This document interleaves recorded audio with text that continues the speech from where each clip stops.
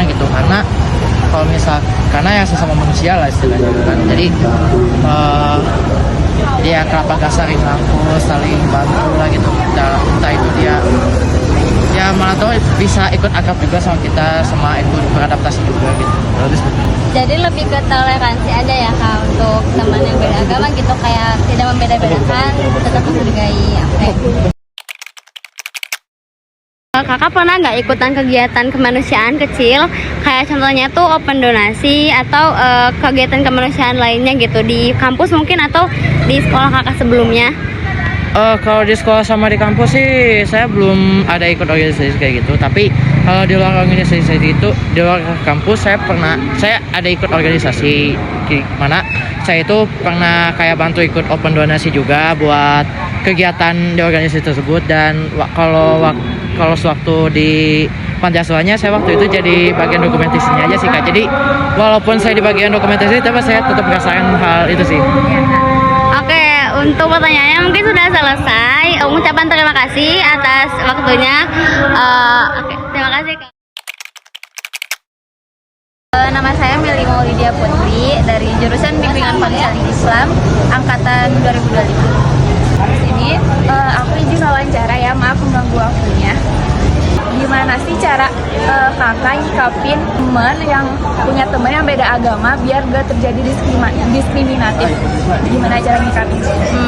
Yang pertama ya, menyapa dan berperilaku ramah tanpa melihat agama atau sukunya gitu.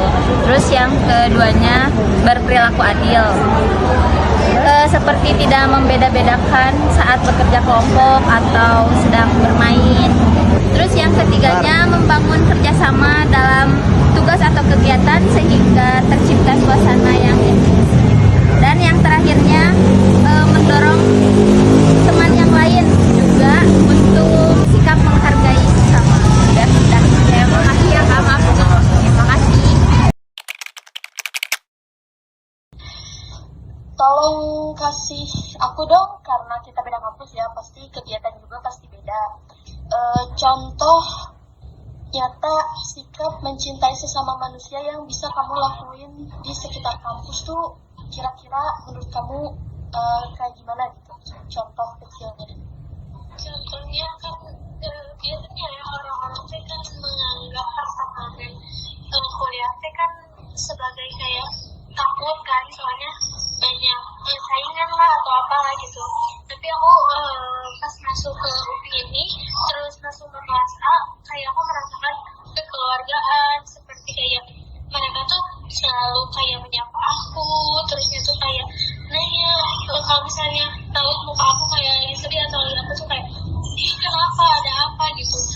Terus kayak yang bisa aku lakuin kayak contohnya juga aku juga bisa apa ya, nyapa orang-orang gitu kan. Biasanya aku kan agak introvert ya, jadi kayak kurang suka berbaur gitu. Jadi pas waktu ke kelas tuh kayak jadi kayak ke siapapun gitu, kayak ke siapapun, ke staff, ke dosen atau ke pamda yang kayak itu, kayak suka senyum, suka kayak nyapa yang kayak gitu. Jadi kamu tuh melakukan itu salah satunya dengan cara menyapa ya, kayak membuang rasa introvert kamu itu ya. Halo, nama aku Sabrina Firly Saskia, aku dari jurusan manajemen. Oke, saya ingin bertanya, Teteh, misalnya ada teman Teteh nih yang ngelakuin kesalahan di tugas kelompok, tapi itu kesalahan kecil masih bisa diperbaiki. Cuman teman Teteh itu kayak merasa bersalah banget. Nah, gimana sih cara Teteh itu menunjukkan rasa mengerti kondisi dia agar dia itu tetap merasa dihargai? Oke, yang pertama-tama kalau aku ada di komisi itu yang tadi dibilang tentang tenggang rasa, aku bakal ngelakuin kayak apa ya, mengerti gitu perasaan dia yang udah ngerasa bersalah. Terus juga kan pasti punya tekanan gitu ya kalau dia melakukan kesalahan. Nah, terus ngevalidasi perasaan dia bahwa nggak apa-apa loh kalau berbuat kesalahan gitu, karena kayak semua orang juga bisa berbuat kesalahan gitu. Jadi itu gak apa-apa banget, apalagi kesalahannya tuh kesalahan kecil yang masih bisa diperbaiki. Ya, terima kasih Teteh. Jadi seperti itu jawabannya. Jadi kita bisa mengerti kondisi dia dulu. Terus memang nggak apa-apa melakukan kesalahan karena itu termasuk manusiawi ya. Terima kasih Teteh ya. Di sini ada siapa? Esa. Nah, baik. Jadi ada pertanyaan. Jika melihat seseorang diperlakukan tidak adil atau direndahkan, apa yang bisa kamu lakukan agar tidak bersikap semena-mena dan menghargai? Sikap kita yang pertama adalah jangan keluarkan ekspresi kita kasihan kepada mereka, tetapi keluarkan rasa empati kita gitu. Terus dengarkan validasi mereka atau unek-unek mereka lah bagaimana rasanya kayak gitu, kita dengarkan agar si korban tersebut merasa aman dengan kita gitu dan nyaman.